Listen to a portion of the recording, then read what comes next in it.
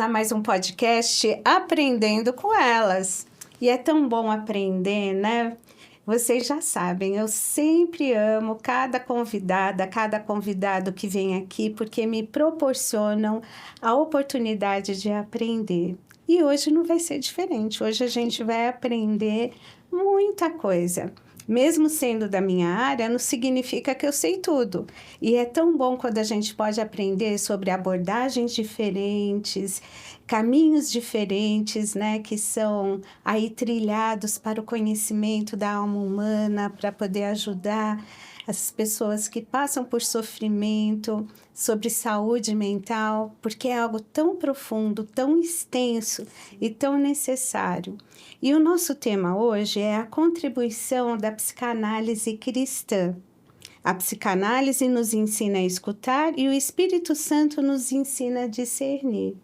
E para falar sobre esse assunto tão interessante, hoje nós temos uma querida aqui, que eu tive o prazer de conhecer pessoalmente, que é Marigels, que está aqui conosco hoje. Querida, muito obrigada pela sua generosidade e disponibilidade de estar aqui conosco. Obrigada. Mas eu gostaria que você se apresentasse para quem está nos ouvindo e nos assistindo. Muito bem. Obrigada pelo convite, viu? Um prazer estar aqui com você, conhecê-la pessoalmente, conhecer a Fabiana, uma querida. Eu sou a Marigels, né? E nós temos na nossa vida muitos papéis, não é verdade? Então, eu tenho como papéis, eu sou mãe, eu sou filha, eu sou irmã, eu sou amiga, eu sou educadora, né? E psicanalista, mas o meu principal papel, eu falo que é ser filha do rei. Então, eu estou aqui humildemente para compartilhar um pouquinho daquilo que eu tenho vivido, experimentado, né? Na terapia, com as pessoas que eu auxilio, que eu ajudo, né? Que eu tenho estudado. Então, acho que será uma oportunidade de dividir com vocês aí algumas coisas e de receber em troca também. Com certeza aprenderei, né? Tão bom isso, né? A gente poder crescer juntas, né? Crescer juntas, é isso aí. Mas conta pra gente um pouquinho de como foi trilhar esse caminho. Quando eu fui fazer a faculdade, o meu desejo sempre foi fazer psicologia, né?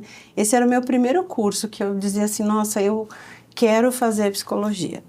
Mas quis Deus que não fosse dessa forma. Então, eu casei, mudei para uma cidade diferente. E na cidade onde eu fui para prestar o vestibular, porque eu casei muito cedo, eu não pude fazer psicologia porque não havia o curso na cidade.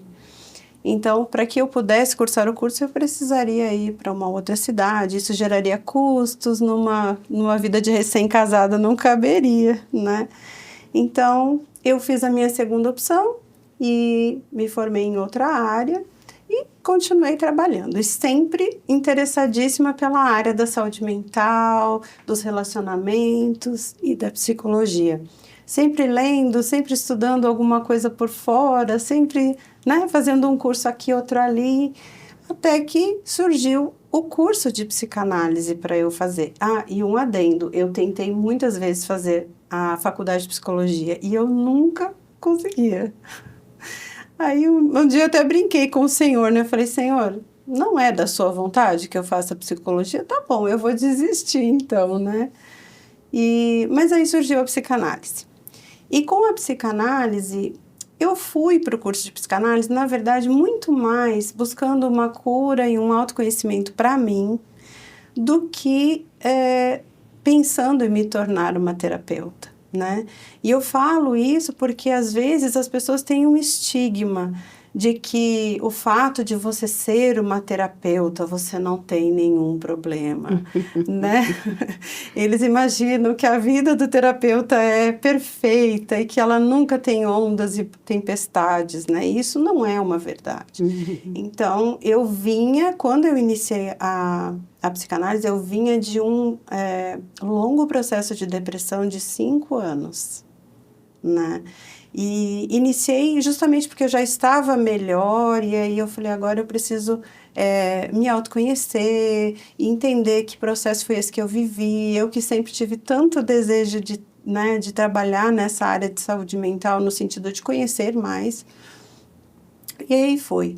E a psicanálise veio para mim nesse momento de dor, de dificuldade, mas foi um divisor de águas, né?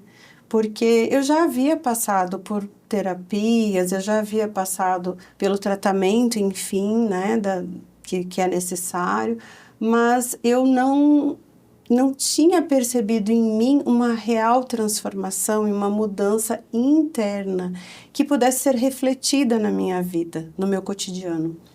Então, comecei o processo, né? E eu lembro muito bem que no primeiro dia de aula, o professor olhou e falou, então, qual a expectativa de vocês para se tornarem terapeutas, né? Nesse curso. E eu fui franca, falei, eu não quero me tornar terapeuta. Eu quero me autoconhecer, eu quero aprender, enfim, eu quero assimilar todos esses conteúdos que virão. Mal sabia eu que Deus tinha um plano diferente, né? Que a ideia era realmente que eu pudesse ser tratada e curada e que aquilo acenderia ainda mais a chama, que já era da psicologia, para ajudar outras pessoas. Então, eu passei pelos 3 anos ali de análise, né? Tratando várias questões, e isso gerou em mim muita transformação, muita cura. E eu comecei a sentir um desejo imenso de poder multiplicar essa cura, de levar isso para outras pessoas, de proporcionar isso na vida de outras pessoas. Então, chegou lá pela metade do caminho, eu falei, não, realmente eu falei algo que eu falei sem pensar. Eu quero ser terapeuta e eu quero poder ajudar outras pessoas. Porque se eu experimentei toda essa cura, eu quero que as pessoas também possam experimentar. E aí eu me apaixonei, comecei a fazer os estágios, comecei a experimentar esse poder, né, da terapia na vida da pessoa, juntamente com o poder do Espírito Santo, porque toda a ciência está na mão do Senhor, né? Tudo que nós estudamos hoje, o Senhor já havia colocado isso na palavra, Ele tem todo o conhecimento, Ele é o dono, né? De todo o dom, de todo o talento, de toda a sabedoria. Então, eu me apaixonei e comecei a trabalhar com a psicanálise, né? Hoje eu ainda estudo, continuo fazendo cursos, porque é uma área que a gente precisa sempre se aprimorar, né? Sim. Mas continuo trabalhando e cada vez me apaixonando mais pelos resultados, né? É interessante, né? Porque eu costumo falar assim que ninguém entende melhor do ser humano do que Deus, porque é Ele que fez, né? Então, ninguém conhece melhor o ser humano do que Deus, ninguém conhece mais profundamente toda a questão da saúde mental do que Deus, os caminhos percorridos de sofrimento, os caminhos percorridos para a cura, para, enfim, trazer a sanidade.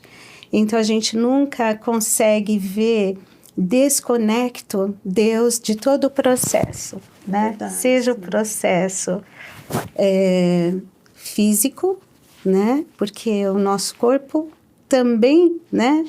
É imagem e semelhança de Deus, assim como a nossa alma, as nossas emoções, elas foram dadas como um presente, né? Que Deus nos deu. Sim. E então, assim, tudo que permeia o ser humano, com a queda, tudo foi afetado, infelizmente, né? Então, mas nós não fomos abandonados nessa queda. Nós temos um Deus que caminha conosco. E eu creio muito a forma como Deus, Ele vai nos direcionando para buscar, para ir em busca daquilo que pode nos ajudar a não ficar refém, né? De traumas, refém de questões que foram vivenciadas, de doenças, né? Mesmo que a gente tenha que conviver com algumas questões, a gente vai aprender a conviver com aquilo, como o apóstolo Paulo teve que conviver com espinho na carne, né? Mas aquilo não diminuiu a fé, não diminuiu o amor por Deus, o querer ter intimidade com Deus. Vocês já sentiram que o papo hoje é algo muito profundo, né? Então, bora correr e fazer 3 coisas muito importantes: curtir, comentar e compartilhar, né? E vai lá nas suas redes sociais e coloca, divulga para que outras pessoas possam ser abençoadas por esse conteúdo, né? Ah, sim. E não esqueça de nos curtir lá no Instagram, né? No mulheres.ict e no @podcast Aprendendo com Elas. O Mulheres ICT é um ministério feminino da Igreja Cristã da Trindade. E é através desse ministério feminino da Igreja Cristã da Trindade que surgiu o podcast Aprendendo com Elas. E aí, se você quiser conhecer um pouquinho da nossa história, vai lá, tanto no Instagram quanto no YouTube. Tem bastante material sobre a Igreja Cristã da Trindade em São Paulo. E você pode conhecer um pouquinho da nossa história, ouvir lá os nossos cultos. Mensalmente, nós temos nos 4º sábados de cada mês um Momento Mulher. E aí você é a nossa convidada para estar lá. E tem também o Momento Homem, simultaneamente. Então dá para você ir, levar um amigo, levar o marido, o filho, enfim, né? Está lá junto conosco, na Igreja Cristã da Trindade, que fica na Avenida Fagundes Filho, número 55, ao lado do metrô São Judas, tá ok? Mas bora lá, curtir, comentar e compartilhar, tá certo? E aí, assim, tão interessante, né, como são os caminhos que percorremos. Porque, às vezes, né, quando a gente está passando pelo turbilhão, quando a gente está passando pelos vales, a gente não consegue ter noção de quanto que aquilo vai, aonde vai nos levar, aonde vai.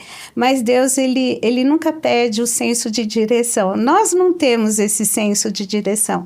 Mas Deus tem propósito. Pois é. E alguém já disse que Deus não desperdiça sofrimento, e Ele realmente não desperdiça. Mas, através de situações que a gente passa, Ele vai nos lapidando, Ele vai ali forjando, né, questões na nossa vida, vai trabalhando em nós para depois trabalhar através de nós. E isso é lindo, né? Como Deus, ele transforma em milagres, né? Em sementes produtivas, né? Aquilo que muitas vezes a gente não tem noção na hora que está passando, né? Verdade, Simone, verdade. E Deus é maravilhoso, né? Então, a gente tem que confiar que as nossas dores, elas não são aquele motivo no qual nós precisamos nos apegar, né? A gente pode olhar para ela com um propósito.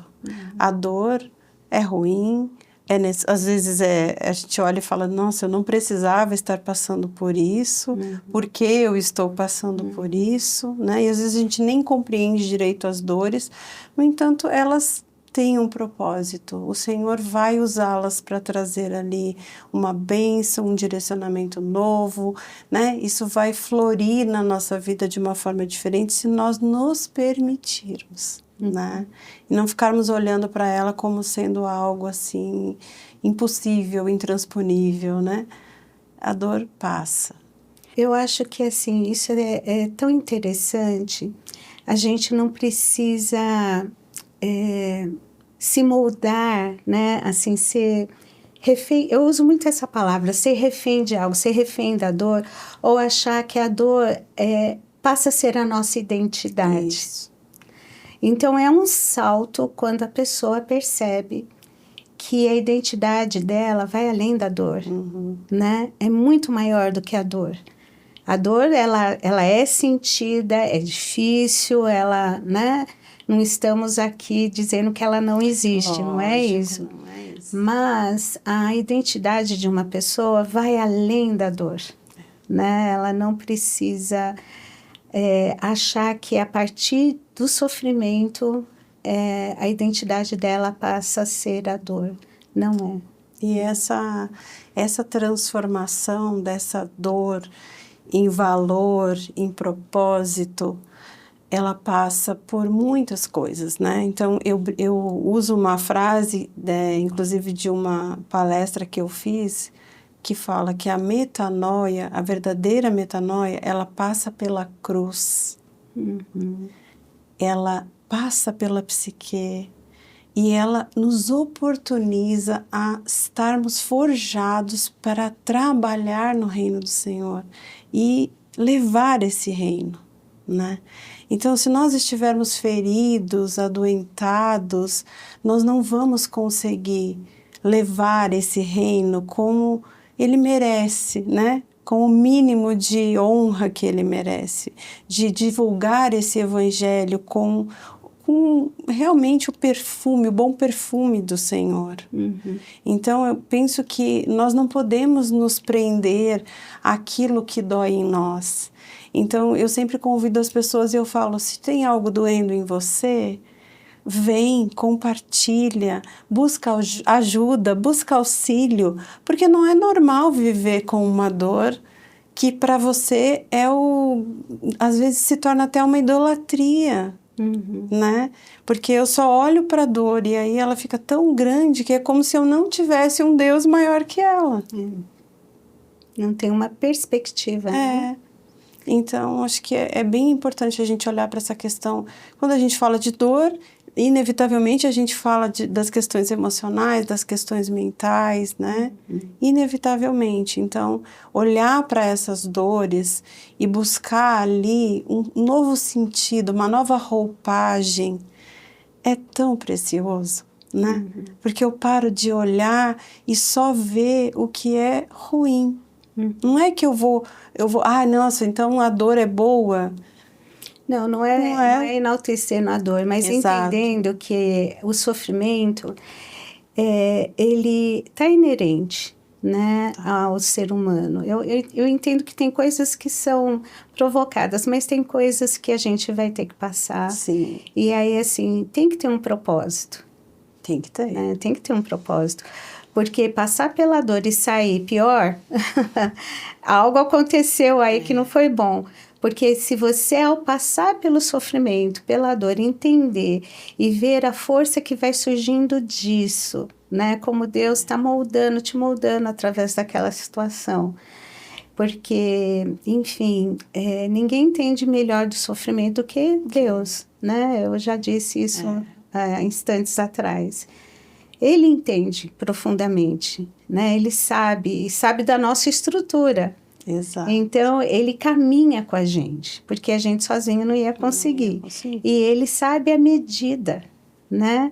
Muitas vezes a gente não consegue ter essa noção, mas Deus não pede. Deus não é um Deus sádico, né? Que ele fica lá morrendo de rir. Ai, que bom, isso mesmo, né? Sofrimento, vou mandar mais sofrimento. Não, Deus não é... Não, nosso Deus é um Deus de amor, Sim. Né? E ele torce para que nós possamos sair desse lugar de dor e nos posicionarmos. Sim. Né? Porque nos posicionando, nós podemos levar outras pessoas a se posicionarem mais em Cristo, na sua fé, naquilo que elas precisam fazer da sua vida, né? No propósito da sua vida. Todos nós temos um propósito, né? Nós não estamos... E às vezes a gente tem a péssima mania, né, Simone, de se comparar com os outros. Então, ai, nossa, mas eu não sou igual fulano, ou eu não falo igual Beltrano, ou eu não sou tão bonita quanto o ciclano. E não é nada disso, o Senhor está olhando a sua essência, Ele não está olhando a sua aparência, né? Não é a aparência, não é o ter, né? Não é aquilo que você possui ou que não possui, né? Exato. Mas é a essência do seu ser, isso, né? Então, assim, tem coisas que a gente entra de uma forma e sai de outra. E proporciona crescimento, proporciona coisas que talvez em outras situações não seriam desenvolvidas, até porque tem um momento que você entende que é um aprendizado. Então, quais são as estratégias, o que do que eu preciso me apropriar, né, para lutar essa batalha, né? Tem uma situação que aconteceu nesse período de depressão que é bem importante, eu acho, compartilhar aqui. quando a gente está nesse processo de dor, de sofrimento, né? Nesse vale, vamos dizer, porque é um vale, né? A depressão, ela é um vale bem ruim de se passar. Você não enxerga absolutamente nada. Então, é como se tudo à sua volta fosse cinza, não tem cor, não tem motivo, não tem importância, às vezes, né? E eu tinha muita dificuldade nesse período de entender o propósito de Deus com tudo isso. E por muitas vezes, Simone, eu desejei tirar a minha própria vida, né? Eu não via mais sentido, tudo mais. Enfim, quando todo esse processo foi sendo... foi trazendo a cura, foi passando, foi ficando melhor, eu descobri que eu tinha um câncer. E foi muito, assim, eu falo, Deus, ele é muito intencional nas coisas que Ele permite que aconteçam conosco. E nesse momento em que o câncer surgiu, todos à volta falaram, nossa, e agora? Né? Porque assim, já está numa situação que a recém está saindo da depressão e agora vem um câncer, puxa, então agora ela vai se entregar de vez, né? Para esse câncer. E do contrário, esse câncer, que era para ser algo muito, muito ruim na minha vida, ele foi como um despertar do Senhor para mim. E naquele momento que eu me deparei realmente com a possibilidade de será que eu vou morrer? Né? Será que agora acabou? Então, tipo, eu comecei a refletir, eu falei, nossa, por algumas vezes eu orei e falei, Senhor, eu não quero mais, deu para mim, eu posso, né, você pode me levar, aquela oração boba que o crente faz, né, como se não fosse perniciosa, vamos dizer assim. E o Senhor me trouxe uma nova motivação. Então, ao invés de me entregar à doença e pensar, nossa, agora como vai ser horrível e tudo mais, não, o Senhor trouxe um fôlego de vida novo, sabe? E ao olhar para aquilo, eu falei, não, eu não quero morrer. Eu tenho muito o que fazer, eu tenho muito o que servir ao Senhor, eu tenho muito ainda a compartilhar com as pessoas. Eu quero ver meu filho crescer, eu quero estar junto da minha família. E foi algo que me impulsionou, né? A viver de forma mais intencional, a buscar o Senhor de forma mais profunda, a me arrepender dos desejos errados que eu tinha, né, de desejar morrer. E foi algo lindo, porque assim, eu lembro que meu filho, ele brincava, ele falava assim, mãe, eu não estou entendendo, porque as pessoas ligam para você e falam coisas e preocupadas e choram e ficam chateadas, né, querendo te consolar, mas na verdade quem está consolando as pessoas é você, mãe. E aí naquele dia eu lembro que eu sentei com ele e eu conversei, eu falei, filho, você sabe tudo que eu passei, então você agora consegue perceber que o Senhor me deu, é como se Ele estivesse dizendo, eu te dou uma nova chance, o que você vai fazer com essa nova chance? E eu falei, olha, vamos pensar juntos. Eu tenho 3 opções com esse câncer que apareceu. Eu tenho a opção de ser curada milagrosamente pelo Senhor antes de fazer a cirurgia. Eu tenho a opção de ser curada através da cirurgia e ficar bem.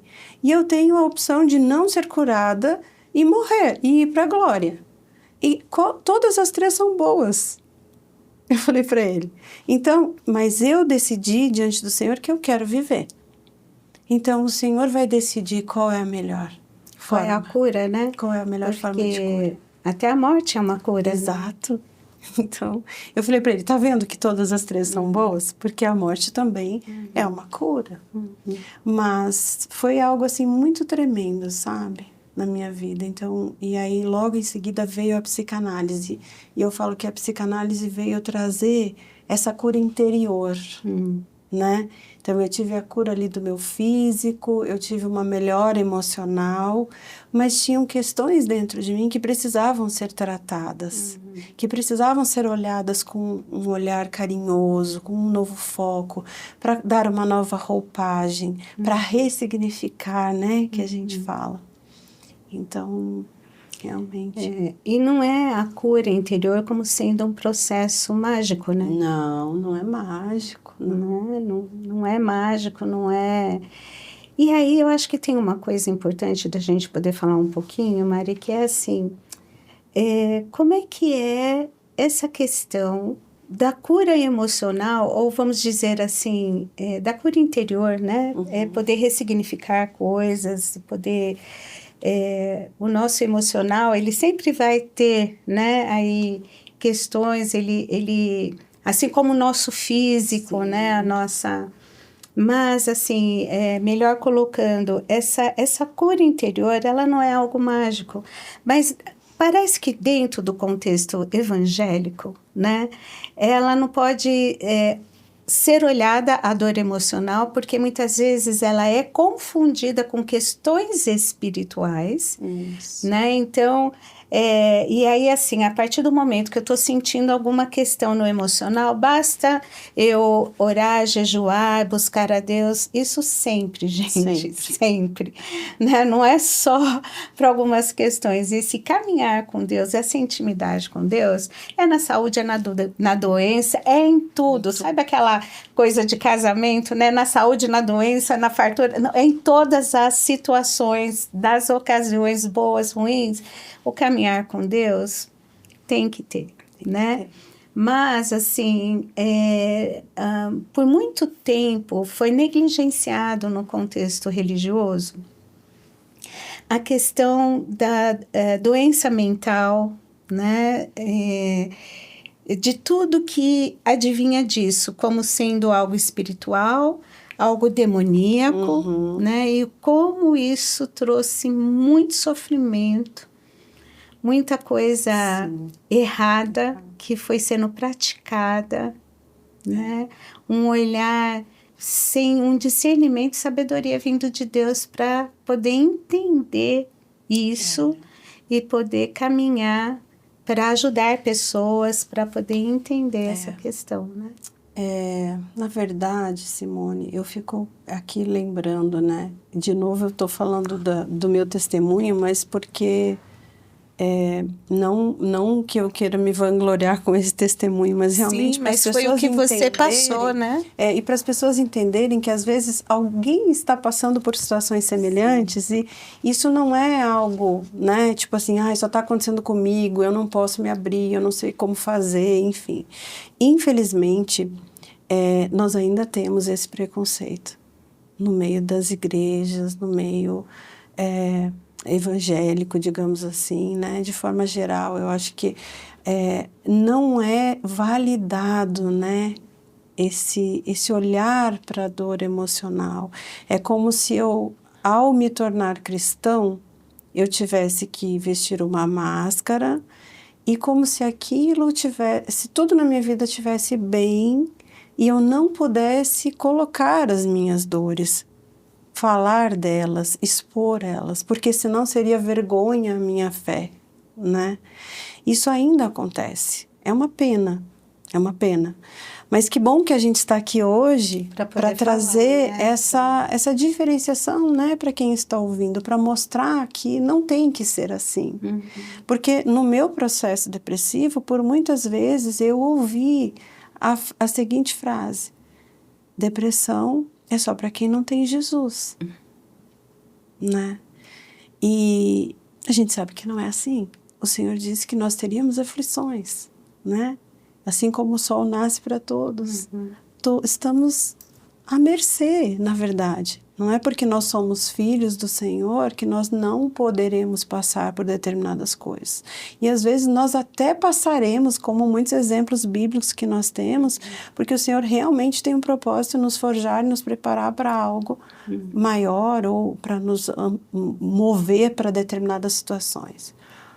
Então a gente precisa tomar cuidado, né? E pensar, existe um propósito, por exemplo, no aconselhamento cristão? Existe, ele é extremamente importante, ele é necessário, né? Mas eu preciso entender que há coisas que eu não vou tratar no aconselhamento cristão. Olha, existe uma uma pesquisa da Universidade não é Oxford, do Texas. Eles fizeram uma pesquisa e eles mostram nessa pesquisa que apenas 10% dos problemas trazidos para um aconselhamento é de cunho religioso. O restante diz respeito a outras questões e outras áreas da vida. Então, por aí a gente já consegue ter uma ideia. Nem tudo que eu tenho vai ser tratado com um aconselhamento, por exemplo, na igreja. Gente, a gente não está dizendo aqui que o Senhor não é capaz, que o Senhor não pode todas as coisas. Não, não interpretem errado isso. O Senhor é o mesmo ontem, hoje e sempre será. Né? Ele pode, só de tocar no manto dele, ele fazer a cura completa. Ele pode todas as coisas. Mas muitas vezes nós vamos e ouvimos essas frases, né? Temos esse feedback que não é apropriado e nos ferimos às vezes porque a pessoa com quem nós estamos buscando aquele aconselhamento, auxílio, não tem esse discernimento das questões emocionais, das questões mentais. Então, olha que importante, né? Para quem está ouvindo, para quem é líder, para quem é discipulador, enfim, para quem lida com pessoas, para quem está no ministério, entender que eu preciso compreender que existem dimensões diferentes, né? Nem tudo é espiritual, nem tudo é emocional, e há situações em que eu preciso ser tratado por um aconselhamento, e há situações em que apenas o aconselhamento não será suficiente, e essa pessoa precisa, sim, de um cuidado emocional. Porque o que acontece? Muitas vezes vai ser ali, ou num aconselhamento pastoral, ou com um discipulador, um líder, né, ali de algum ministério dentro da igreja, que a pessoa procura primeiro. Isso. E o quanto é importante essa pessoa poder identificar algumas coisas e saber como encaminhar, né? Às vezes vai ser alguma questão médica, isso. Às vezes vai ser alguma questão jurídica, exato, né? Porque às vezes a pessoa pode imaginar que a lei aconteça de um jeito, na cabeça dela é de um jeito, mas na real, né, é outra. Então eu tenho que conversar com quem entende de leis para poder explicar aquilo para mim, né? Então, às vezes a pessoa espiritualiza, enfim. E aí é um engano. E, infelizmente, a gente tem visto muitos líderes religiosos, porque eles acabam, assim, tendo uma carga muito grande, acabam se isolando, e o isolamento, gente, não é bom para ninguém, para ninguém. Quanto mais uma pessoa se isola, pior é, né? Ela vai se fechando ali na caverna, e aí isso é muito ruim e perigoso, né? Você precisa falar com alguém, né? Então, assim, se na sua igreja você não consegue ver ali possibilidade de alguém que possa acolher o que você tem, o seu sofrimento, procura uma rede de saúde, né? Procura um posto de saúde, existe aí algumas possibilidades, né? Isso não é falta de fé, isso não significa que você esteja em pecado, não significa que Deus desistiu de você, não é fraqueza. Então, cuidado com as mentiras que muitas vezes a tua mente vai pregar para você, né? Vai ser como uma cilada. E nós conhecemos, né, o doutor Jonatas Leônio, ele fala assim, olha, a mente mente, né? Então, cuidado, não acredite em tudo que a tua mente diz para você. Desconfie, porque nem tudo é verdade. Nem tudo é verdade.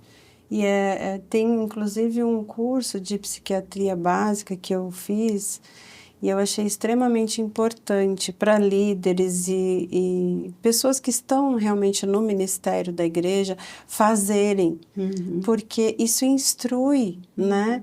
Em termos de conhecimento, porque nós não temos todo o conhecimento de todas as coisas. Então, tem coisas que eu preciso passar para a pessoa adequada, né? Então, se é uma questão de saúde, olha, você vai procurar um médico. Se é uma questão jurídica, você vai procurar um advogado. Se é uma questão emocional, é melhor você procurar um psicólogo, um terapeuta, ou até mesmo um psiquiatra, dependendo da situação, né? Você precisa de medicação. Então, a gente tem que entender que o Senhor, Ele deu ferramentas, né? Ele capacitou. Todo dom e talento vem dele. Então, essas pessoas, elas é triste a gente pensar que isso não faz um composê, né? Porque seria tão lindo se a gente pudesse fazer esse composê, né, da igreja com todas as outras áreas, porque a igreja é esse lugar de acolhimento da dor, é esse lugar de receber as pessoas que estão doentes, porque Jesus fala, né, que ela é para os doentes, nós somos doentes e precisamos dessa cura. Então, que a gente pudesse fazer esse composê, né, da igreja com todas essas outras áreas, servindo ao Senhor com excelência, cada um no seu lugar, no seu quadradinho, mas assim, amparando, ampliando, né, a visão do outro, e não achando que porque eu sou pastor eu tenho que determinar todas as coisas, ou porque eu sou psicóloga eu tenho que dizer tudo que é certo, que é errado, que não é. Então, assim, é andar junto, é dar a mão, né, é alavancar esse reino de uma forma que nós possamos mostrar esse Jesus para o mundo, né? Eu acho que o mais importante é a gente estar bem para poder fluir desse Jesus, né?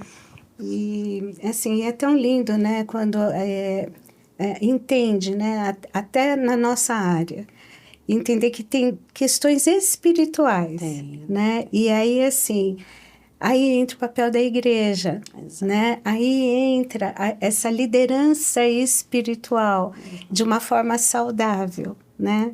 Até para esclarecer dúvidas que às vezes a pessoa tem, né? E ela se sentir acolhida, sentir que tem ali um intercessor, né? Que tem ali um conselheiro, que tem um discipulador que está ali ensinando. É interessante, eu tenho alguns dos nossos pastores, um deles principalmente, ele sempre, quando faz aconselhamento de pessoas, que ele percebe que essa pessoa precisa de auxílio emocional, ele já direciona, né? Para alguém da igreja, ou ele me liga, fala, olha, eu estou encaminhando uma pessoa para conversar com você. Por quê? Porque tem esse discernimento, né? E olha que interessante a gente pensar que quando eu não sei se vocês já pararam para pensar nisso, sobre o aconselhamento e sobre a terapia. Qual é a diferença dessas duas coisas, né? Porque às vezes a gente olha para o aconselhamento e para a terapia como se elas fossem a mesma coisa. Porque, no fundo, as pessoas entendem assim, é só conversar, né? Então, eu só vou lá conversar, então eu converso com o pastor, é a mesma coisa que eu conversar com a psicóloga, com a psicoterapeuta, enfim. E não é, não é. A gente precisa esclarecer isso, né? Então, o pastor, o discipulador, o conselheiro, ele vai estar ali, mas olha qual é o foco que essa pessoa vai trazer para aquela conversa. Qual é o foco? É a cura emocional ou mental? Não. É a cura espiritual. Então, todo o direcionamento de um aconselhamento vai ser sempre olhando para trazer luz da palavra naquela situação que você está vivendo, te confrontar com o pecado, se ele ali existir, né? E trazer uma mudança de rota para você. Diferente, porque assim, quando a gente vai para a terapia não tem o propósito, não necessariamente, ela pode te trazer alguma orientação a respeito da vida espiritual, mas não necessariamente ela vai buscar essa cura. Ela vai trazer a cura emocional, ou buscar essa cura, perseguir essa cura, né? Então, há uma diferença. Ah, mas o público é, vamos dizer, o mesmo, né? Porque é o público que está na igreja, é o público que está necessitado. As demandas são as mesmas, Sim. né? Mas eu preciso olhar para esse aconselhamento vendo que ele tem um foco na palavra, na oração, no jejum, né? No crescer na minha fé. Ele vai me proporcionar um crescimento da minha fé. E lá ele vai me proporcionar um crescimento emocional, uma maturidade, um autoconhecimento. E lógico que isso vai fazer diferença na minha fé. Né? Isso vai agregar com a minha fé. Porque nós não somos separados, nós somos uns seres integrais, não é verdade? Sim. Às vezes a gente quer compartimentar tudo, né? É o espiritual, o emocional, o físico. Só que tudo isso está ligado. E Deus, né, fez assim. Deus fez assim. Então, nós não estamos dizendo que é tudo separado, mas também precisa ser cada coisa adequada ao seu lugar para que isso possa se integrar de uma forma efetiva para que você tenha essa vida mais abundante que o Senhor promete para a gente, né? Eu acho que é bem importante refletir sobre essa questão, né? Do que é apropriado para o aconselhamento, o que não é apropriado para o aconselhamento, e que essa pessoa que está no aconselhamento saiba também discernir isso. Isso já não é da minha alçada. Então, eu não preciso querer ser o psicólogo da pessoa com quem eu estou fazendo aconselhamento. Eu posso encaminhar. E a gente pode caminhar junto, sim, né? Olha que legal se a gente tem ali um pastor que conversa com o psicólogo, que troca ideias a respeito daquele paciente, daquela pessoa. Lógico que o psicólogo tem as questões de ética, isso, mas... de sigilo, de sigilo, não é que ele vai sim, ficar falando, né? Mas ele, às vezes, pode dar uma orientação, né? Olha, eu acho que se fizer assim vai ser bom, eu percebo dessa forma essa pessoa, e isso vai ajudar esse todo, né, para caminhar. Com certeza. Isso vai ser de grande bênção, porque assim, como a informação ela é útil, ela é necessária, ela traz esclarecimento e ela contribui, né, para o crescimento. A sabedoria é algo que a gente precisa buscar. Agora, assim, como muitas vezes, dentro do contexto religioso, existe a desinformação, eu me lembro, isso já tem alguns anos, né? Teve uma época em que muitos pastores, né? Enfim, eles se encantaram com algumas técnicas e foram atrás de fazer uma capacitação de um final de semana, de uma imersão, ou de 6 meses, e aí já saí com o título de psicanalista, e aí começaram a usar algumas ferramentas de forma muito inadequada, né? E isso trouxe um prejuízo muito grande, porque assim... você disse que você passou por um processo de 3 anos, né, de muito estudo, de se permitir passar por um período de análise e de continuar estudando. E, claro, a gente sempre precisa estar se reciclando, a gente sempre precisa estar caminhando nessa questão, porque cuidar de uma vida, né, é uma responsabilidade muito grande. E cuidar do emocional de alguém não é menos importante. Então, assim, uma das coisas que foi, assim, de uma irresponsabilidade foi as pessoas acharem que tão rapidamente, né? E às vezes a gente vê isso ainda sendo reproduzido.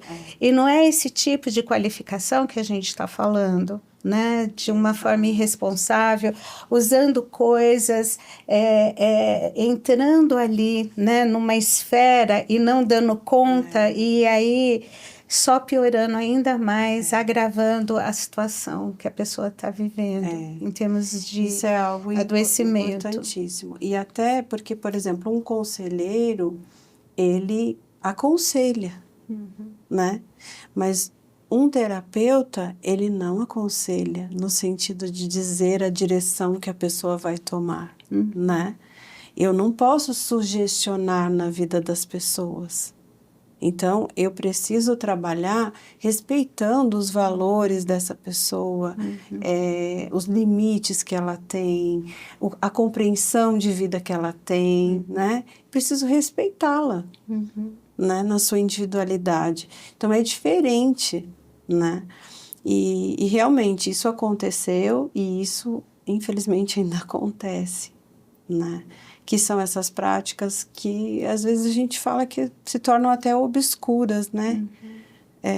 Diante de Deus, porque assim, não vai agregar, às vezes vai piorar, às vezes vai trazer mais confusão mental, né? Nossa. Então a gente precisa ter esse E vai cuidado. impedindo que a pessoa, inclusive, busque uma ajuda que seja efetiva. Né? É muita irresponsabilidade, né? Que a gente, infelizmente, vê. Assim como muitas vezes a pessoa ela tá lá com uma doença, né? E dentro do contexto que ela pertence, nega essa doença, não busca ajuda médica, né? E aí começa a decretar, declarar que está curado e aquilo vai se agravando. Tem até um filme, acho que foi na década de 80, esse filme chegou a passar aqui no Brasil, acho que em Sessão da Tarde, nem sei se ainda existe Sessão da Tarde. Acho que existe. Mas era... Por que deixamos nosso filho morrer? Eu sei que tem um livro e eu acho que o filme também é esse título. Mas assim, dando um spoiler, né? É um garoto que tinha diabetes. E aí ele fazia uso de insulina, era diabetes tipo 1, era uma criança. E foram lá para um culto na Tenda dos Milagres e tal, e aí decretaram lá a cura do menino. E avisaram os pais, olha, você pode chegar em casa, jogue a medicação fora e pode dar açúcar para ele. Pode dar açúcar porque ele está curado, ele está... E aí, né, os pais fizeram. E aí, o que aconteceu? Né? O menino começou a passar mal. Não duvide, né? A dúvida impede o agir de Deus e tal e coisa. Bom, para resumir a história, o menino morreu. E aí foi aquele choque. E aí, assim, não enterre o menino, porque Deus vai ressuscitar. A Polícia Federal teve que intervir na situação para que a criança pudesse ser sepultada. Os pais foram presos, óbvio que eles conseguiram ali receber ajuda profissional, entender todo o processo, lidar com toda a situação do luto, da culpa, E aí depois essa história acabou ajudando, né, outras pessoas, enfim. Mas você vê o tipo da desinformação. Do absurdo. E a religiosidade, né? Porque aí você deixou a fé de lado e você passou a acreditar numa crendice quase, né? Então, é muito cuidado mesmo, porque a religiosidade, ela é perniciosa. Nós não temos que seguir patamares e doutrinas do homem, né? E nesse tipo de expressão de fé absurda, Deus não está nisso. Né? Mas Deus acaba sendo culpado, né? Exato. Porque aí as pessoas, elas ficam sem entender, elas se revoltam contra Deus. Mas Deus não estava agindo através desse tipo de situação, né? Dessa postura. Muito triste. Então, isso é muito triste, né? Porque Deus, ele é tão cuidadoso, né? Ele é tão habilidoso em nos aconchegar no momento do sofrimento, da dor, de nos conduzir de uma forma, né, assim, tão maravilhosa, porque eu falo assim, Senhor, a tempestade, seja externa ou interna, é o Senhor que acalma os ventos. E mesmo quando tivermos que passar por ela, a gente consegue passar, porque o Senhor está junto no barco.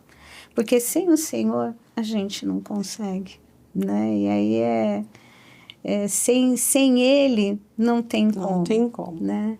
Mas não dá para acreditar na responsabilidade de Deus, a irresponsabilidade do conhecimento da Bíblia, né, verdadeiro, de poder estar ali. Por isso que, assim, a fé, ela tem que caminhar junto, né? Mas com responsabilidade, né? Já curtiu, comentou, compartilhou? Bora lá fazer tudo isso, né? E vai divulgando aí nas suas redes para abençoar outras pessoas com esse conteúdo tão maravilhoso aqui que está sendo falado, tá bom? Então, bora fazer isso. É muito importante a gente prestar atenção no ressignificar nossas dores, né? Como é importante a gente olhar para isso e encontrar uma ressignificação. Quando eu penso na ressignificação, Simone, eu me pergunto, qual foi a maior ressignificação que nós tivemos? Não foi a de Cristo? Foi. Porque ele pegou toda a dor, todo o sofrimento e a morte, e o que ele fez? Ele transformou em redenção. Ele transformou essa dor numa oportunidade para nós, né? Então, ele nos deu o maior exemplo de ressignificação. O que nós podemos fazer com as nossas dores? Aquela dor que às vezes a gente joga para debaixo do tapete, não quer que ninguém veja, ninguém saiba, e a gente esconde ela, né? Na psicanálise a gente chama recalca, né? Aquela dor, porque ela fica guardada lá naquele quarto escuro e a gente não quer olhar. Mas a gente, sem se dar conta, não percebe que essa dor está comandando o nosso dia a dia, as nossas ações, as nossas reações, o nosso sentir, o nosso agir. As nossas escolhas. Isso, as nossas escolhas. Então, olha que importante poder olhar para aquilo que me feriu e dar uma nova roupagem, olhar para essa dor e falar, ok, doeu. Tá, o que eu faço com essa dor agora? Eu vou continuar acariciando essa dor, olhando para essa dor, passando um paninho, lustrando. Como se ela não existisse, ela está lá, né? Eu preciso dar um fim nessa dor. Essa dor precisa ser olhada de frente. E aí entra a psicanálise cristã, né? A gente não quer que as pessoas achem assim que nós estamos banalizando nem a psicanálise e nem a fé, né? Porque ao unir as duas coisas, eu penso que o Senhor, eu já falei isso, ele é o detentor de todo o conhecimento e toda a sabedoria. E ao unir a neurociência, a psicanálise, a fé, os princípios bíblicos, nós damos a oportunidade de que essa dor seja ressignificada com base na palavra, com a luz da palavra, né? A palavra ela é viva, é eficaz. Ela por si só é poderosa, né? Então, olhar para essa dor e vamos imaginar que eu acredite, olhando para a minha dor, nossa, eu sou feia, eu sou incapaz, eu não consigo, né? E ao olhar para esse sentimento, entender que esse sentimento não é o que Cristo diz a meu respeito, e Ele diz, você é linda, é menina dos meus olhos, eu te vi a substância ainda informe no ventre da sua mãe, Salmo 139. Você não é obra do acaso. Como você pode se achar feia? Se eu te desenhei, se eu te criei, se eu escolhi a cor dos seus olhos, dos seus cabelos, o tom da sua pele. É essa verdade que precisa vir à tona, é entender a minha identidade. Eu não sou incapaz, porque Cristo fala que eu posso tudo naquele que me fortalece, né? Então eu tiro essa mentira dessa dor que está ali por alguma coisa que eu vivi, que eu vivenciei, que eu experimentei, enfim, né? Questões às vezes da infância, da nossa vida que nós enfrentamos, mas isso às vezes está tão arraigado em nós, a gente acreditou tanto naquela mentira que aquela dor trouxe, né? E aí a gente precisa trazer essa luz, né? Olhar para essa dor e entender. Essa dor, Deus não colocou essa dor em mim. Ela não precisa continuar aqui, né? O que o inimigo tenta colocar de mentira ali com aquela dor, a gente precisa trazer a verdade da palavra para ela. Né? E isso é tão poderoso, porque assim, às vezes a gente pensa assim, nossa, quem aceita Cristo tem uma nova vida. Amém, tem mesmo, né? A partir do momento que você confessa o Jesus como seu Senhor e Salvador, você recebe uma nova vida. Mas e o que eu faço com essa nova vida? Essa nova vida vai ser só da boca para fora? Ou eu preciso olhar e pensar, e agora? Agora eu preciso ser transformada. Transformai-vos, né? Escolhas, sabedoria, eu preciso transformar minha mente, eu preciso renovar a minha mente todos os dias, na palavra, com o Senhor. E aí isso vai trazendo a verdadeira metanoia, né? Porque a metanoia não é só aceitar Jesus. É aceitar Jesus e virar um verdadeiro discípulo dele. Uhum. Como eu posso virar um verdadeiro discípulo de Jesus se a minha mente não foi transformada à luz da palavra dele? Eu não sei os seus ensinamentos, eu não conheço o que ele espera de mim, eu não conheço o caráter de Deus, eu não conheço as suas promessas. Como eu posso caminhar? Como eu posso ser discípulo se eu não conheço? Então aí entra a ressignificação. Né? Aceitei Jesus, ok, e agora eu preciso caminhar, mais 1 milha, mais 2 milhas, mais 3 milhas, eu preciso, né? Eu preciso dessa nova roupagem, eu preciso olhar para dentro, buscar esse autoconhecimento, e não é o autoconhecimento barato que a gente vai encontrar nos livros de autoajuda, não é. Não estou dizendo que os livros de autoajuda não possam ajudar em algum momento, né? Mas buscar ajuda do alto, né? Mas essa ajuda do alto, ela é muito preciosa.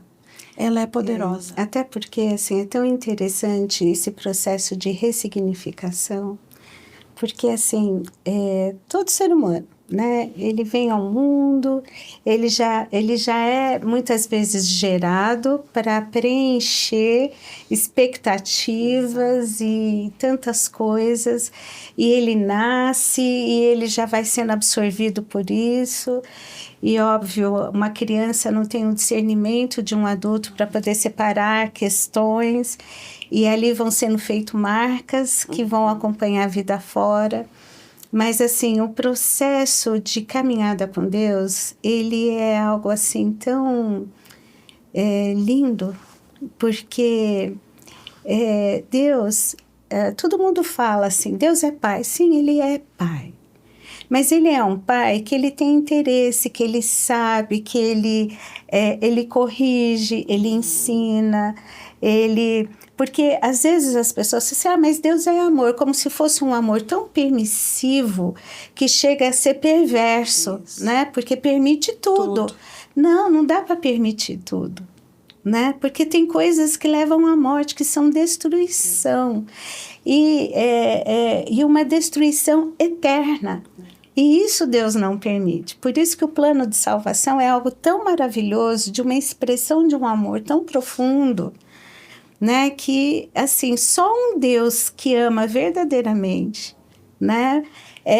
Que traçou um plano de salvação para resgatar uma humanidade que havia pisado na bola, né? Que errou e que a condenação era eterna, mas ele faz esse plano tão maravilhoso através do próprio Filho, né? Que se doou, se deu, e nos mostra que ele passou por todo tipo de sofrimento, né? Ele entende de sofrimento porque ele sentiu na pele, por isso que ele pode nos ajudar, né?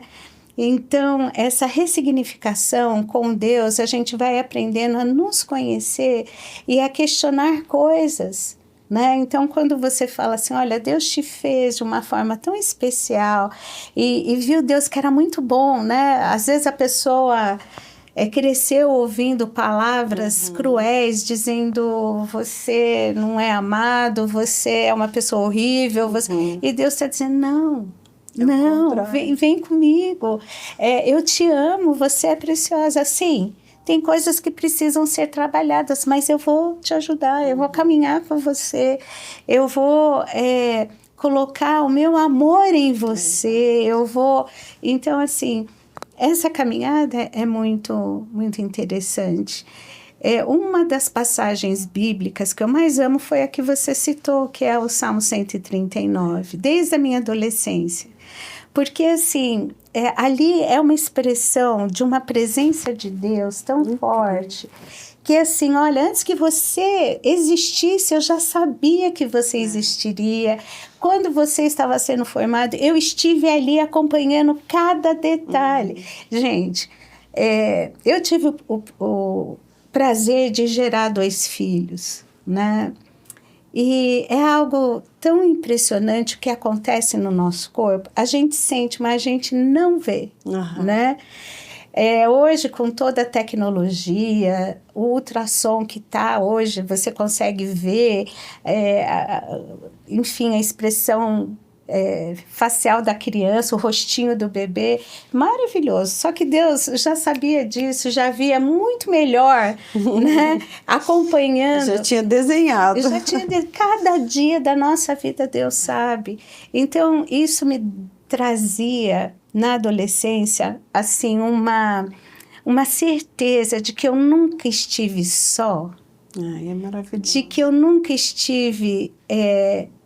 assim, só que Deus sempre esteve comigo, mesmo nos momentos em que eu me sentia muito só, eu tinha a certeza que Deus estava ali comigo, mesmo quando eu não sentia, porque o sentimento ele também é enganoso, né? Mas eu tinha a convicção, porque se eu creio que a Bíblia é a palavra de Deus e ela é inerrante, ela é infalível, e se ele diz, nunca te deixarei, nem nunca te desampararei, então ele sempre está comigo, né? Não importa, né? Salmo 23, ainda que eu passe pelo vale da sombra e da morte. Gente, quem é que quer acompanhar alguém que está passando pelo vale da sombra e da morte? É verdade. Né? Nessa hora faltam amigos, falta. Mas Deus está dizendo, né? Ali o salmista está falando, ainda que eu andasse pelo vale da sombra e da morte, não temeria mal algum. Por quê? Porque tu estás comigo. Aí também, na palavra de Deus, está escrito, pode uma mãe se esquecer de um filho que gerou, que amamentou, que cuidou? Pode. É quase impossível, né?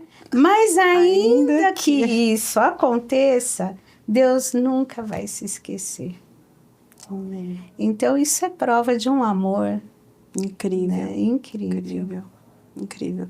E a gente precisa confiar que Ele tem esse olhar, né, para a nossa vida e buscar. Porque, assim, quanto mais a gente conhece dEle, a palavra é um espelho para nós, né?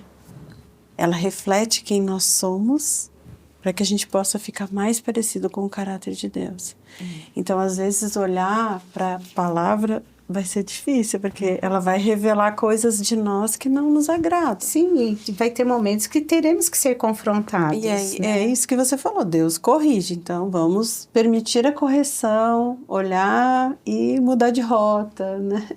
Crescer emocionalmente é tão importante, é tão bom, porque quando a gente a gente ainda está infantilizado nas nossas emoções, a gente fere quem está do nosso lado, né? A gente fere a nós mesmos, em primeiro lugar, a gente fere a Deus e a gente fere quem está do nosso lado. Então, é preciso, né? Tratar essas emoções, entregar ao Senhor, render a Ele mesmo, né? Quem nós somos com todo o nosso ser. E é curador, é lindo, porque Ele é esse Deus. Jesus, quando Ele curava as pessoas, Ele não curava somente o físico. Não. Ele curava o emocional, Ele curava o espiritual, né? Ele sempre vinha e fazia a obra completa. Por que conosco seria diferente? Deus tem esse olhar integral, né? Então, assim, ele se preocupa. O nosso emocional é algo que faz parte do interesse de Deus, né? E isso é muito, muito importante da gente não desconsiderar, né?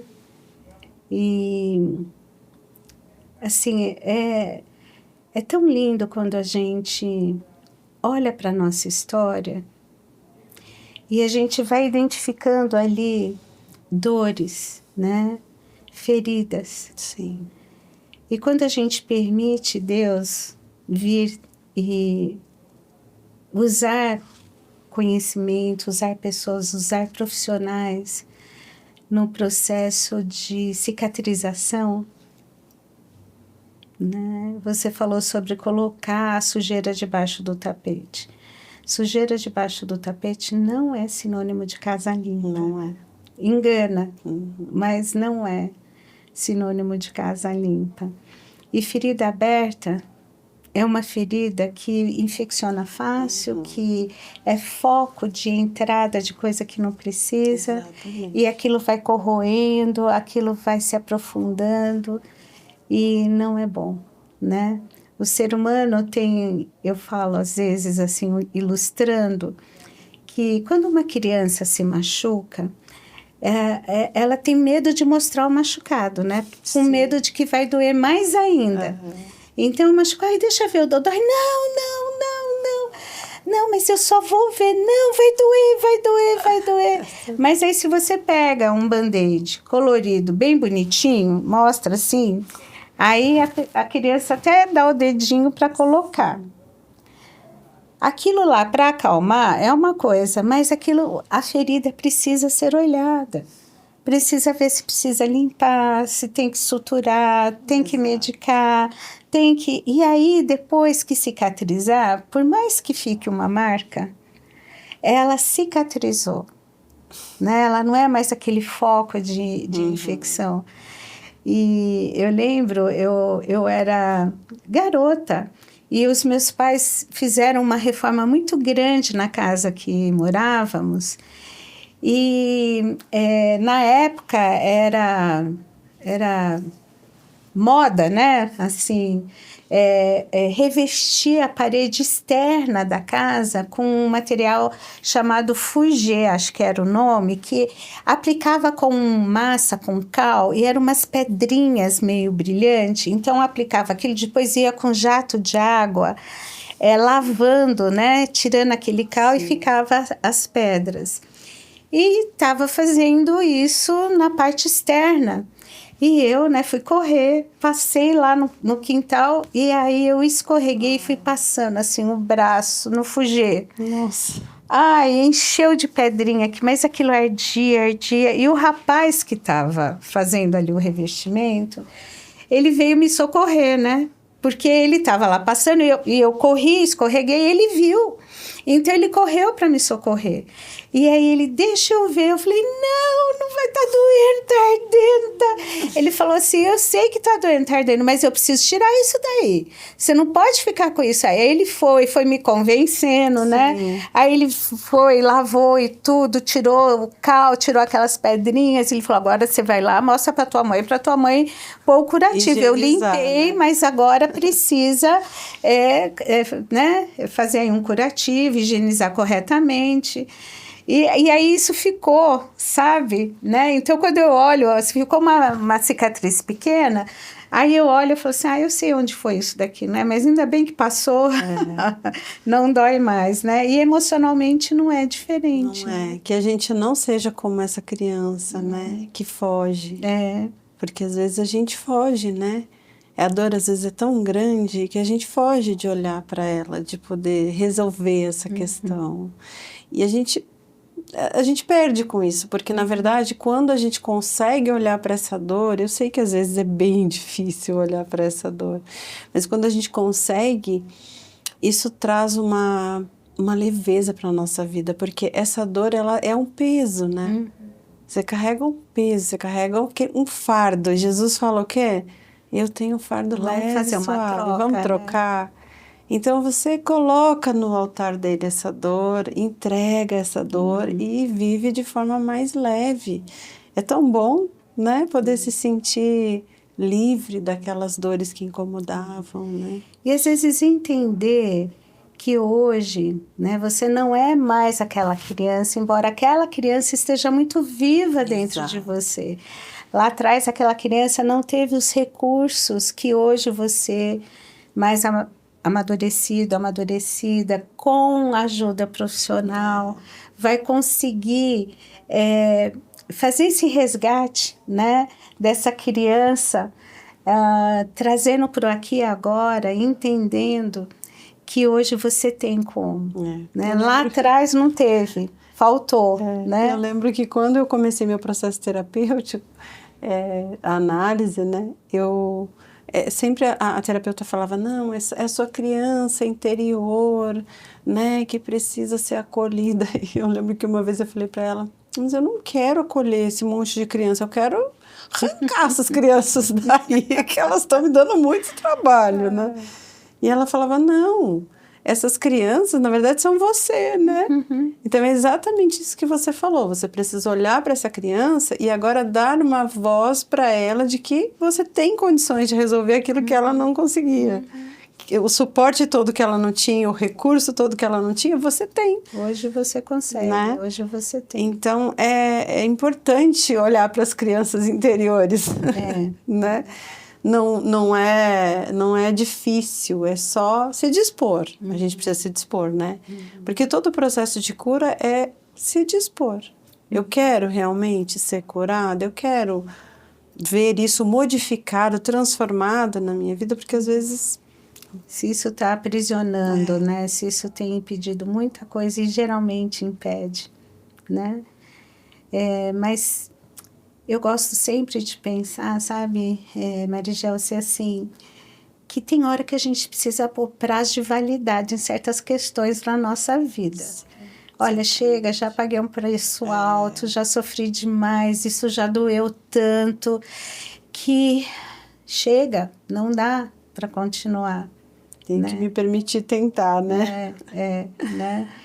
E muitas vezes existe... agiotagem emocional, né? Eu falo para os meus pacientes, né? Cuidado com a agiotagem emocional, né?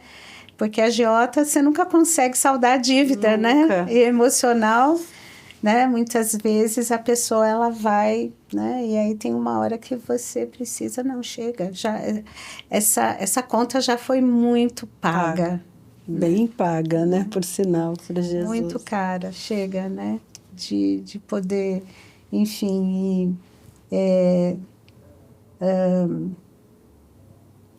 ficando refém, né, dessa situação. Se permitir ficar refém, a gente não pode se permitir. Porque a liberdade é tão boa. É maravilhoso. Né?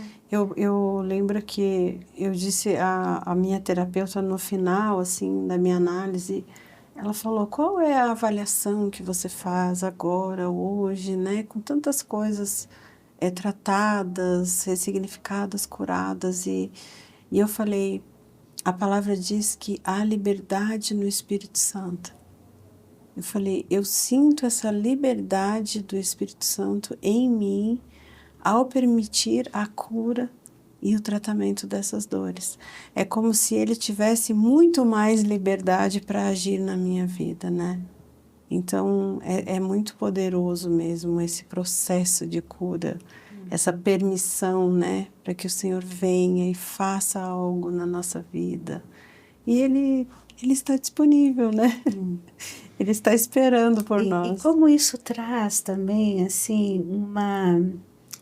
um valor de autorrespeito, né? O autoconhecimento.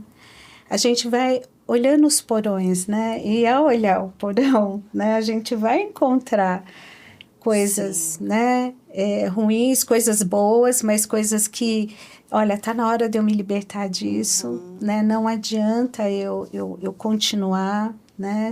Chega, né? Isso já ocupou muito tempo e espaço dentro de mim, tá na hora de eu ocupar com outras coisas.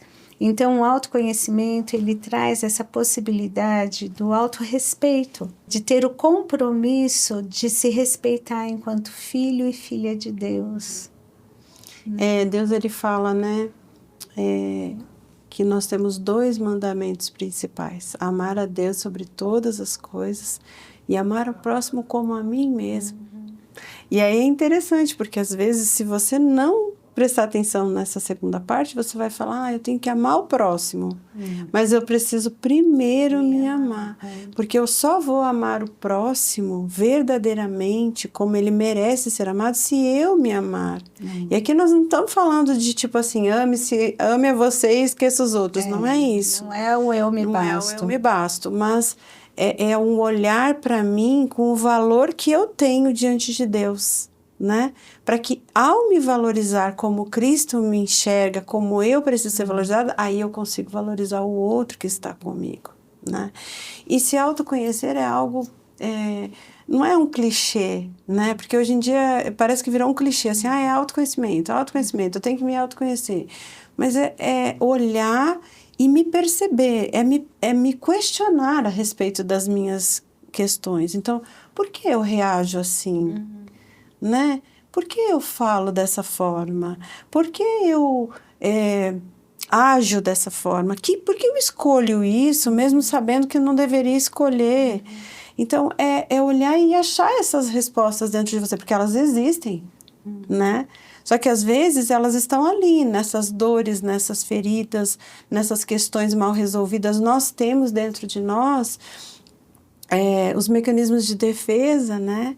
Então a gente projeta no outro, a gente cria um monte de monstros, vamos dizer assim, para se defender, a gente vai encouraçando, né? Para não se permitir olhar para dentro mesmo, né? Então a gente precisa olhar para a gente. Esse autoconhecimento é extremamente importante porque ele é libertador. A partir do momento que eu consigo identificar em mim as questões que precisam ser tratadas e eu entendo por quê, é muito mais fácil de eu conseguir a resolução disso, né? Então eu faço isso porque estava acontecendo isso dentro de mim. Analisar os sentimentos, né? Não dar vazão tanto às emoções, às vezes, porque a emoção vem, se você não controlar, ela vai trazer uma série de sentimentos, isso vai encher a cabeça e desce para o coração, e quando você vê, você está perdido no meio disso tudo. Então, eu preciso me conhecer. Que sentimento é esse que eu tenho? E é até ruim a gente pensar que nós não fomos alfabetizados sobre isso, né? Então, nós não conhecemos as nossas emoções. Nós achamos que as emoções... Nós somos ensinados, na verdade, que as emoções são ruins. E elas não são, elas são presentes de Deus. Então, a gente precisa conhecer as emoções e saber como lidar com elas. Jesus tinha emoções, né? Ele teve raiva, ele teve ira, ele chorou, ele ficou triste. Então, assim, nós precisamos nos permitir sentir, né? Sempre alinhando as nossas emoções àquilo que Cristo espera de nós, lógico. Mas eu preciso permitir que as minhas emoções... Até reconhecer e nomear. Exato. Para nomear. Reconhecer e nomear é o principal. A partir do momento que eu nomeio, aí eu vou buscar estratégia para lidar. Eu não vou virar refém, né? Nenhuma emoção deve ser licença para aquilo que enfim, não agrada a Deus, mas para entregar para Deus, exato, né? Inclusive. Então, eu acho que isso é algo que a gente tem que fazer. E, infelizmente, de fato, né? Não fomos alfabetizados em relação a reconhecer, a nomear as emoções. E é importante aí até para quem escuta e tem filhos, né? Pensar em como auxiliar os filhos a reconhecer as emoções, a nomear as emoções e achar o caminho para lidar com elas. Não serem julgados, né, pelas emoções que sentem, né? Mas ensinar como lidar, né? Porque faltou isso em muitas gerações. Eu espero que as gerações, né, futuras possam lidar com isso de uma forma muito mais assertiva. A gente e ainda menos é da geração, né? engole o choro, né? Engole o choro e tem que lidar com e tudo tem que isso. lidar com isso. Tem um livro, não sei se você já leu, do Daniel Goleman, que ele ensina, o nome do livro é A Arte de Educar Nossos Filhos. Inteligência Emocional, A Arte de Educar Nossos Filhos. Eu lembro que eu li esse livro há muitos anos atrás, lá na faculdade ainda, buscando esse conhecimento. E ele tanto Inteligência Emocional como esse, me esclareceu muitas coisas e me instigou na época. Eu estava bem distante ainda de ser mãe, mas a pensar, e até porque eu já era educadora e eu lidava com crianças, né? Então, a pensar em como orientar aquelas crianças num momento de birra, num momento de raiva, num momento de choro, né? Enfim, olhar para aquelas crianças e permitir que elas pudessem buscar também compreender o que elas estavam sentindo, verbalizar, né? Às vezes desenhar no papel, enfim, extravasar essa emoção de uma outra forma e entender, porque é muito importante. E o livro é muito legal porque ele traz, assim, exemplos bem práticos, né? Do dia a dia, do que fazer com uma criança, quando ela faz isso, o que você faz. Lógico, não é receita de bolo, a gente sabe. Ah, sim. Não existe receita de bolo, né? E eu penso que nós, como pais, a gente precisa ter discernimento do espírito para ensinar os nossos filhos, né? Tem um livro também, você falou, e eu acho assim importante de talvez deixar aqui como uma indicação, que ele é de um psicanalista cristão americano, Como Deus Curador. É do Mark Baker. Sim. Né? Foi ele que escreveu Jesus, o maior psicólogo que já existiu. Né? E aí ele tem esse livro, Como Deus Curador. Né? E é um livro muito, muito interessante também. Né? Mas tem um livro aqui que eu quero mostrar, que é A Renovação da Mente, relatos reais de pessoas que tiveram suas vidas transformadas através da psicanálise cristã. Né? E este livro aqui, a Mari é coautora dele, e eu tive o prazer de ganhar autografado, né, esse livro. E aí, conta um pouquinho pra gente, Sim. Né, como que surgiu aqui esses relatos, né, com o Dr. Pedro Onari. Sim, deixa eu pegar o livro aqui, porque tem algumas coisas interessantes, né? Então, o livro, gente, ele nasceu primeiro no coração do Dr. Pedro Onari, porque ele, ao perceber, na formação dos psicanalistas, ele percebeu que durante esses 3 anos de análise houve uma transformação de vida muito grande em todas as pessoas que passaram por lá. E aí ele teve o desejo, né? Ele falou, quem sabe a gente monta um livro em coautoria de todos vocês aí e vamos escrever as histórias nesse livro. Então, são 15 psicanalistas que escreveram aqui. Cada história mais linda, mais impactante, mais transformadora.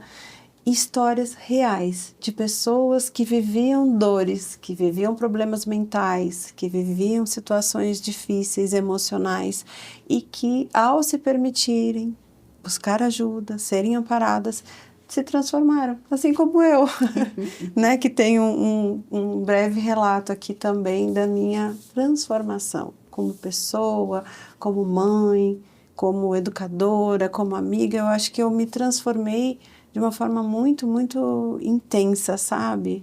Eu digo e não tenho receio de dizer que eu sou antes de Cristo e depois de Cristo, e antes da psicanálise cristã e depois da psicanálise cristã, né? E tem muitos relatos lindos aqui, mas o primeiro relato é de uma psicanalista chamada Renata. A Renata, ela tem um testemunho maravilhoso ela tinha um transtorno mental do qual ela foi considerada incurável pelos médicos, né? E ao passar pelo tratamento, ela foi curada. Então, ela tinha sido internada muitas vezes, ela foi internada 8 vezes em hospitais psiquiátricos. Ela não conseguia ter uma vida normal, social, uma vida que tivesse, vamos dizer assim, valor para ela, né? Ela não conseguia produzir absolutamente nada. E, de repente, ao ser curada, ela foi quem fez a capa maravilhosa desse livro. Olha, Né? Então, hoje ela trabalha no Instituto com o Dr. Pedro Nari e ela é incrível profissional, gente. Então, o livro fica aqui a dica, se vocês quiserem conhecer um pouquinho mais das histórias, os relatos são muito bonitos e reais, o que é mais importante, né? Relatos de pessoas que tiveram experiências com a psicanálise e com a psicanálise cristã, trazendo essa palavra, né? Como um foco de luz naqueles lugares de dor. A gente foi abençoado. Mari, mas eu gostaria que você deixasse aqui seu contato, sua rede social, para que o pessoal pudesse estar te acessando, acompanhando um pouquinho do teu trabalho, aí da tua caminhada. Bom, eu estou no Instagram @psicanalise.marigelce, né? E lá vocês conseguem o meu telefone, vocês podem olhar um pouquinho do que tem sido postado, né? Do meu trabalho, tem alguns feedbacks de pacientes, né? Que já passaram, tiveram alta, ou que estão no processo e que em cada processo de cura, às vezes falam, nossa, quero que isso seja divulgado para as pessoas. Então, estou lá, disponível caso precisem, né? Caso queiram bater um papo, eu estou à disposição. Mari, olha, eu não tenho palavras para poder agradecer. Querida. Foi um prazer te conhecer pessoalmente. Obrigada pelo livro, pela tua generosidade de estar aqui nesse podcast, compartilhando aí a tua experiência, o teu testemunho, né? Porque eu sei que certamente isso vai abençoar, está abençoando muitas vidas. Fui tremendamente abençoada. Que o Senhor continue guiando os teus passos, te conduzindo pelos caminhos que Ele quer te levar para trazer cura, para trazer restauração, usando a tua vida. E que a bênção dele esteja sobre você, sobre a sua família, sobre tudo que permeia o teu ser. Amém. O Muito mesmo eu desejo para você, querida, que o Senhor continue te usando poderosamente, viu? Que você seja sempre esse instrumento de graça na mão dele, né? Que ele te eleve cada vez mais, que ele te leve a lugares altos, que ele aumente as estacas das suas tendas, né? Que você continue aí brilhando à luz de Cristo, exalando esse bom perfume. E que Ele te abençoe poderosamente diante de toda a tua família, tua equipe. Muito obrigada, viu? Deus abençoe você. Amém. E vocês que estiveram conosco, viu só como foi tão especial? Não esqueça de curtir, comentar e compartilhar, de divulgar nas suas redes para abençoar outras pessoas, porque hoje o Aprendendo com Elas trouxe muita informação, muito conhecimento. Deus abençoe você. Sim, não se esqueça, se cuide, hein? Cuide da sua vida emocional, porque ela merece.